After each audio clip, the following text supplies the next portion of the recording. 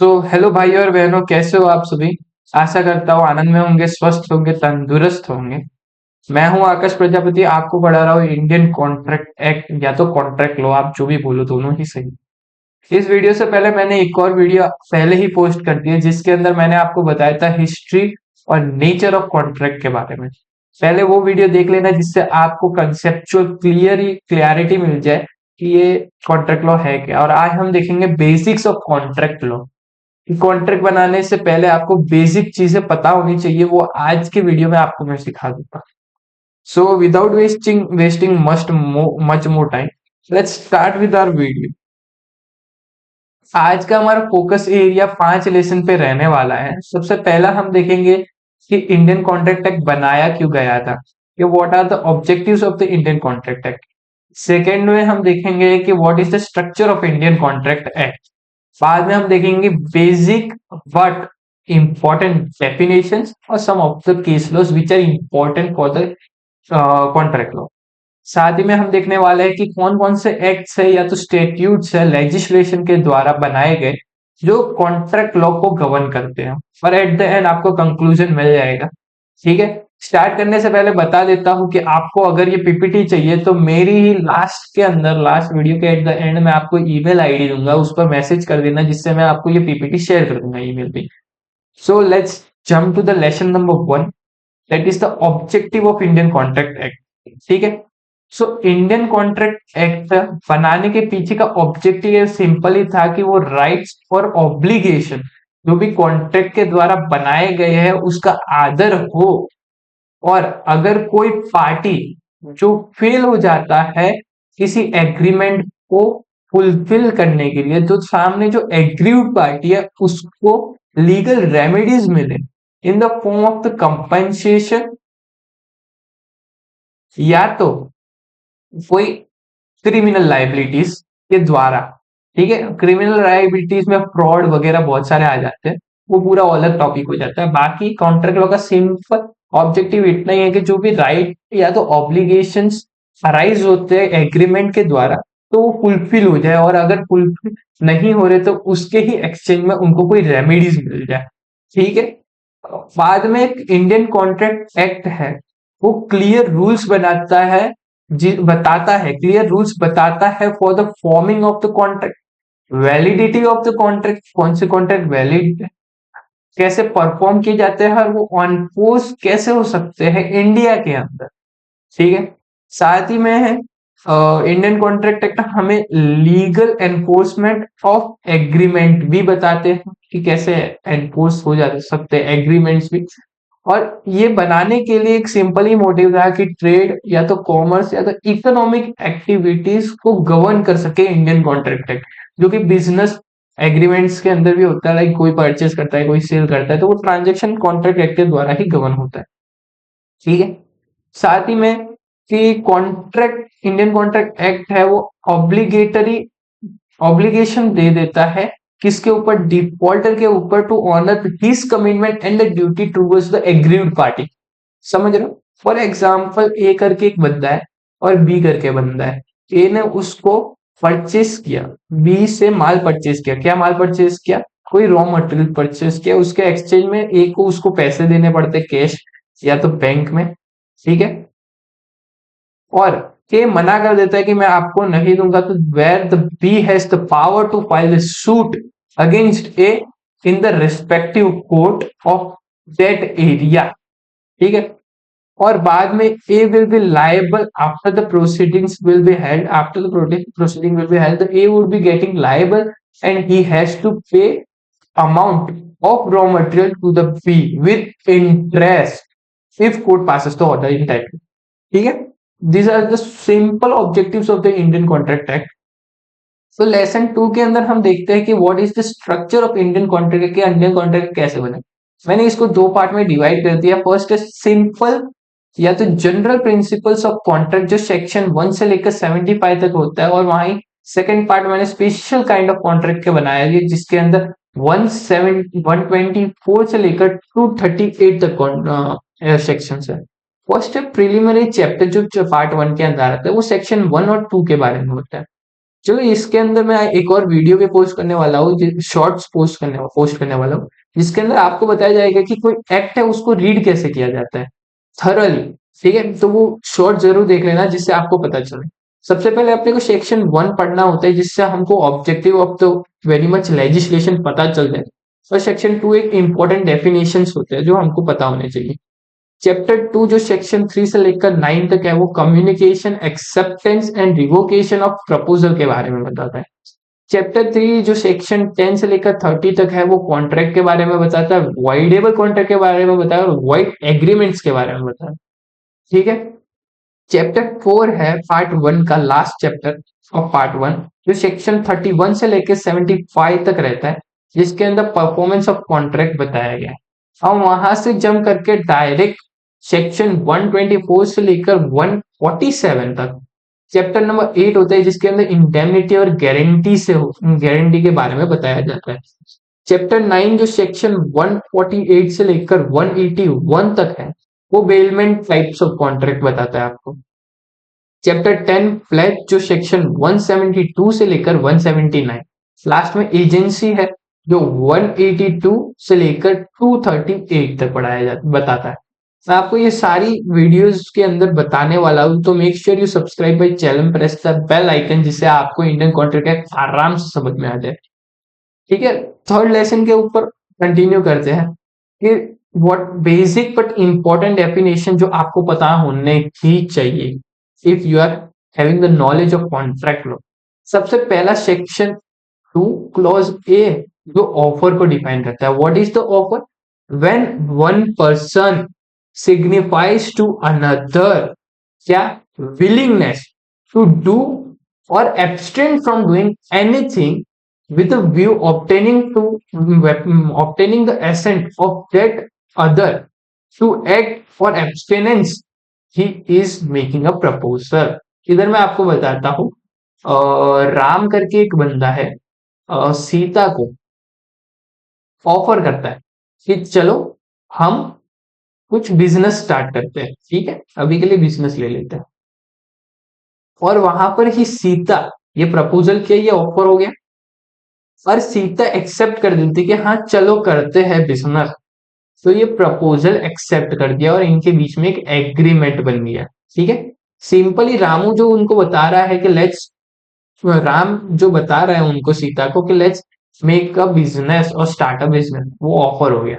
तो ये इतना ही बता रहा है। यहाँ पर क्या किया? Abstains from doing anything. हाँ, राम और सीता के बीच में ऐसा भी एग्रीमेंट हो सकता है कि ये पर्टिकुलर एक्ट नहीं करना है, वो भी एक ऑफर ही गिना जाता है। सेकेंड इंपॉर्टेंट डेफिनेशन है section B clause sorry section 2 clause B के अंदर बताता है जो एक्सेप्टेंस है। When a person to whom the proposal is made, Sita को प्रपोजल मिला, ठीक है, made signifies his assent thereto, the proposal is shared to be accepted. A proposal when accepted becomes a promise. ठीक है, यहाँ पर ही जब राम ने उनको बिजनेस के बारे में बताया तो सीता ने उसको एक्सेप्ट कर दिया, तो वो एक एग्रीमेंट बन जाता है या तो प्रॉमिस बन जाता है। Okay, really sorry, really sorry, sorry, we got. ठीक है, कहाँ थे हम? प्रॉमिस बन जाता है। ठीक है, अब another definition is the section 2 clause ई, जो एग्रीमेंट को डिफाइन करता है। Every promise and every set of promises forming the consideration, important part है कंसिडरेशन, उसका भी वीडियो आएगा, for each other is agreement. Offer plus acceptance is agreement. ठीक है, लेसन 3 के अंदर एक और कंसिडरेशन के बारे में मैं आपको बता रहा हूँ कि व्हाट इज द कंसिडरेशन, जो सेक्शन 2 क्लॉज बी डी के अंदर डिफाइन किया गया है कि कोई भी डिजायर प्रोमिसर का, ठीक है, when at the desire of the promiser, the promisee or any other person has done or abstained from doing or does or abstains from doing or promises to do or to abstain from doing something such act or abstinence for promise is called consideration। in the simple words, कि अगर B से कोई trade कर रहा है like a raw material purchasing to be, ठीक है, तो एक के ऑब्लिगेशन है कि वो पैसे दे दे और वहां पर ही पैसे वो कंसिडरेशन बन जाएगा। वहीं सेम टू सेम अगर कोई ऐसा है कि ए और बी एग्रीमेंट कर रहा है, ए को रॉ मटेरियल्स चाहिए, बी को भी रॉ मटेरियल्स चाहिए बट सी से, ठीक है, तो ए प्रॉमिस कर देता है बी को कि मैं आपको, बी को प्रॉमिस करता है कि मैं सी से आपको रॉ मटेरियल दिलवा दूंगा, तो वो भी प्रॉमिस भी एक कंसिडरेशन हो सकता है, ठीक है। Section 2G voidable void contract के बारे में बताता है। वॉइड कॉन्ट्रैक्ट होता है क्या? कोई भी एग्रीमेंट, वॉइड एग्रीमेंट सॉरी, जो एनफोर्स बाय द लॉ नहीं है, not enforce by the law, is said to be void. अब कॉन्ट्रैक्ट क्या है? 2H के अंदर बताया गया है, an agreement enforce by the law is contract, ठीक है। यहाँ पर आपको एक सिंपल क्वेश्चन पूछना चाहता हूं कि कोई पर्सन ए और बी के बीच में कोई कॉन्ट्रैक्ट हुआ है, तो क्या सी कोई केस फाइल कर सकता है इस कॉन्ट्रैक्ट को एनफोर्स कराने के लिए, although she is not a party? बताओ। सो इसका आंसर नेक्स्ट स्लाइड में है, आप स्टॉप करके बता देना। सबसे पहला केस हुआ वेंकटा वर्सेस वेंकटरमया। देखो ये साउथ का नेम है इसलिए मैं नहीं पढ़ रहा, नहीं पढ़ा जाएगा फिर से, ठीक है। A person not a party in a contract can sue on it, ऐसा केस में ऑलरेडी बता गया है। सेकेंड केस है Chidambara versus P S Ranga. इसका साइटेशन ये रहा, the consideration should be something which not only the parties regard but law can also regard have some value। ए और बीच के बीच में कॉन्ट्रैक्ट हुआ, ठीक है। बी ए को खाना बना के दे रहा है कि ले मैं तुझे खाना बना के देता हूँ, और ए उसको बता देता है कंसिडरेशन के अंदर मैं तेरे साथ एक दिन घूमने आ जाऊंगा, ठीक है। तो ये कोई कंसिडरेशन नहीं हुआ, इसके अंदर इतना ही बताया कि कुछ ऐसा कंसिडरेशन रखो जिससे लॉ भी बोले कि हाँ कि ये कुछ वैल्यू था इसके पीछे, ठीक है। सेकेंड थर्ड केस है JK Industries Limited versus Mohan Investment and Properties Private Limited, जिसके अंदर बताया गया कि the contract comes into existence only when all the terms and condition has been finalized। यहाँ पर मैं बताता हूँ, ए का कोई घर है, बी उसको भाड़े पे ले रहा है, ठीक है।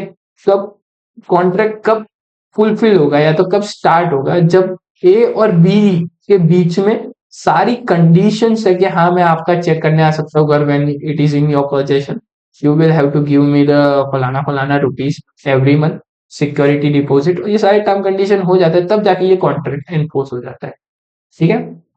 सरसिम सिंह वर्सेस सुखमिंदर सिंह, इस केस के अंदर क्या हुआ कि कोई भी प्रपोजल एक्सेप्ट हो जाता है तो वो एग्रीमेंट बन जाता है, as we have seen offer plus acceptance equals to agreement. आपको नहीं दिख रहा होगा, मेरी वीडियो के पीछे होगा ये, आई थिंक सो, ठीक है। अब देख लेते हैं कि एग्रीमेंट और कॉन्ट्रैक्ट के बीच में डिफरेंस क्या है। मीनिंग डिफरेंस बता देते हैं कि कोई भी प्रपोजल एक्सेप्ट हो जाता है बाय पर्सन, ठीक है, विद द कंसिडरेशन, वो एग्रीमेंट बन जाता है, और वहीं एग्रीमेंट जो एनफोर्स हो जाता है लॉ के द्वारा उसको कॉन्ट्रैक्ट बोला जाता है। एग्रीमेंट की डेफिनेशन दी गई है सेक्शन 2E के अंदर, और वही कॉन्ट्रैक्ट की डेफिनेशन दी गई है सेक्शन 2H के अंदर।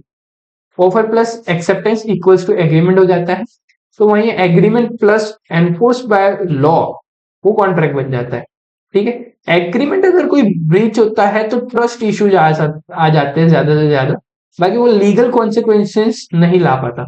वहीं अगर कॉन्ट्रैक्ट कहीं ब्रीच होता है तो लीगल रेमेडीज हमारे पास अवेलेबल होती है। एग्रीमेंट ऑब्लिगेशन लैक करता है, लीगल ऑब्लिगेशन वो नहीं दे पाता, वहीं legal obligation are there in contracts, ठीक है। एग्रीमेंट म्यूचुअल अंडरस्टैंडिंग से अराइज होता है, वहीं कॉन्ट्रैक्ट है वो क्लियरली डिफाइन करता है और लीगल प्रोटेक्शन भी देता है टू ईच पार्टी, ठीक है। एग्रीमेंट होता है वो इनफॉर्मल होता है, वर्बल होता है, और इवन इम्प्लाइड भी होता है। इम्प्लाइड का मीनिंग आपको मुझे कमेंट बॉक्स में बताना है, क्योंकि मैंने इसको लास्ट वीडियो में एक बार बता दिया था आप लोग, ठीक है। और कॉन्ट्रैक्ट यूजुअली फॉर्मल होता है और रिटर्न में होता है, स्पेशली बिजनेस और लीगल मैटर के लिए यूज होता है, ठीक है। अब देख लेते हैं कौन से लॉज है जो कॉन्ट्रैक्ट लॉज के अंदर आते हैं। सबसे पहला मेजर लॉ है इंडियन कॉन्ट्रैक्ट एक्ट, उसी के साथ है सोगा एक्ट जिसको बोलते हैं सेल्स ऑफ गुड्स एक्ट 1930, वो सबसे पहले पार्ट था इंडियन कॉन्ट्रैक्ट एक्ट का, बट बाद में चेंज हो गया था। देखो मैं बताता हूँ आपको, ये देखो 75 से लेकर डायरेक्ट 124 तक जो छलांग लगी है ना, इसके बीच में जितने भी सेक्शंस थे ना, वो सारे चेंज होके सोगा के अंदर चले गए, यानी सेल्स ऑफ गुड्स एक्ट के अंदर। थर्ड एक्ट है स्पेसिफिक रिलीफ एक्ट। ठीक है, इसके अंदर स्पेसिफिक परफॉर्मेंस मांगा जाता है कॉन्ट्रैक्ट बनाने के बाद। एट द एंड हमने आज की वीडियो में क्या क्या देखा कि सिविल और कमर्शियल ट्रांजैक्शन के लिए इंडियन कॉन्ट्रैक्ट एक्ट बनाया गया था, जो मैंने लास्ट वीडियो में आपको हिस्ट्री के द्वारा बता ही दिया था। और enforceable enforcing law, full agreement और प्रोटेक्टिंग द पार्टीज इंटरेस्ट, ये क्लियर एक ऑब्जेक्टिव है कॉन्ट्रैक्ट एक्ट बनाने का। ठीक है, और कॉन्ट्रैक्ट एक्ट का स्ट्रक्चर फ्रेमवर्क ऐसे ही बनाया गया है जिससे फॉर्मेशन, परफॉर्मेंस और डिस्चार्ज ऑफ कॉन्ट्रैक्ट कैसे करें वो आपको ऑलरेडी पता चल जाता है अगर पढ़े तो आप। इंपॉर्टेंट डेफिनेशन सिग्निफाइज करता है प्रैक्टिकल एप्लीकेशन कैसे होगी कॉन्ट्रैक्ट की। ठीक है, और वेरियस स्टेट्यूट्स बन जाते हैं, सोगा फॉर एग्जांपल, सोगा और स्पेशल रिलीफ एक्ट, जो कॉन्ट्रैक्ट लॉ को और स्ट्रेंथन करता है। ओवरऑल क्लैरिटी और fairness and legal enforceability of contractual relationship is the motive of the ICA, Indian contract act 1872। ठीक है, आज के वीडियो में इतना ही। अगर आपको यहाँ पर कभी भी कुछ भी क्वेरी अराइज होती है तो ये है मेरी ईमेल आईडी। आपको अगर पीपीटी भी चाहिए तो आप मुझे इस ईमेल आईडी पे मैसेज कर सकते हैं, जिससे मैं आपको पीपीटी शेयर कर दूंगा। आज के लिए इतना ही है मेरे साइड से। मैं एपी यहाँ पर ये वीडियो को एंड करता हूँ। Thank you.